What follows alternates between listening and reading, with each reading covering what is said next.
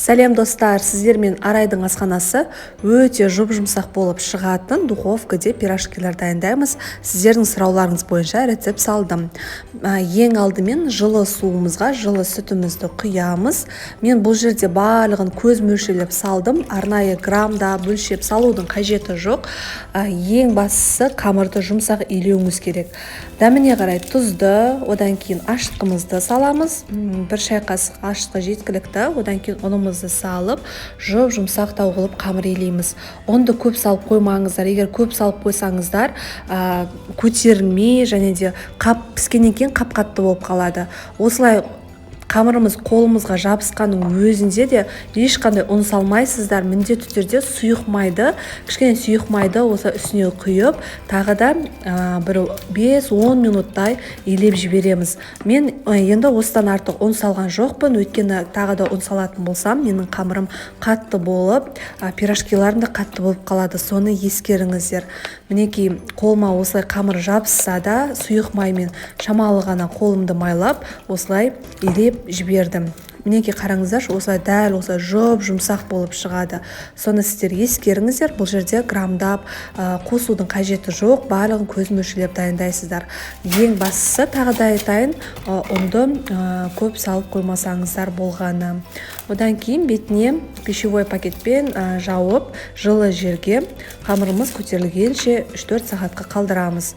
Оға дейін біз ішіндегі салмасын, яғни начинкасын дайындаймыз. Қызып тұрған табамызға сұйық майымызды құйып, алдымен пияздарымызды қызарғанша, сарғайғанша қуырып аламыз.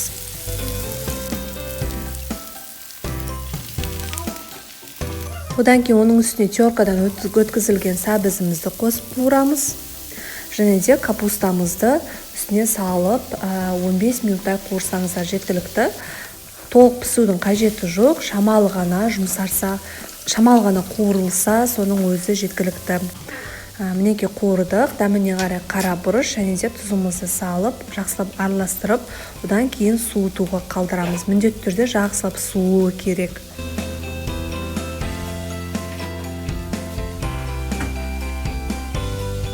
Уақыт өтіп шықты, менің қамырым 2-3 есеге үлкейді, 1-2 рет қайтарып жібердім.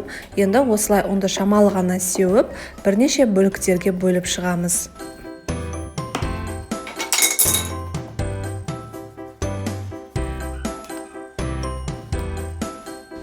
Одан кейін біздің қамырымызды жайып, ішіне салмасын, яғни начинкасын салып, өздеріңіз қалауларынша түйсеңіздер болады.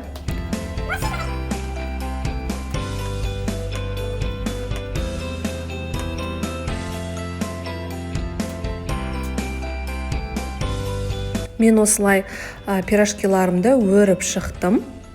Бұл енді маңызды емес, өздеріңіз қалауларынша түйіп шықсаңыздар жеткілікті.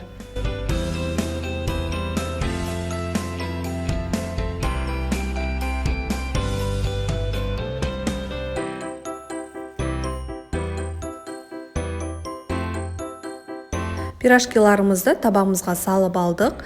Ең бетіне жұмыртқаның сары бөлігін ғана жағып шығамыз. Осы орайда пештеріңізді қыздырып қойыңыздар. Қызып тұрған пеште 180 градуста 40-45 минуттай пісіріп аламыз. Яғни беті сарғайғанша пісіріп аласыздар. Мінекей біздің пирожкиларымыз пісіп шықты. Менде 40 минуттың ішінде дайын болды. Мінекей қараңыздар, өте жұмсақ, ауызда ерейтін, үлпілдек болып шығады. Міндетті түрде дәл осылай жасап көріңіздер, ешқандай қиыншылығы жоқ. Үйлеріңіздегі балаларыңызға жасап беріңіздер.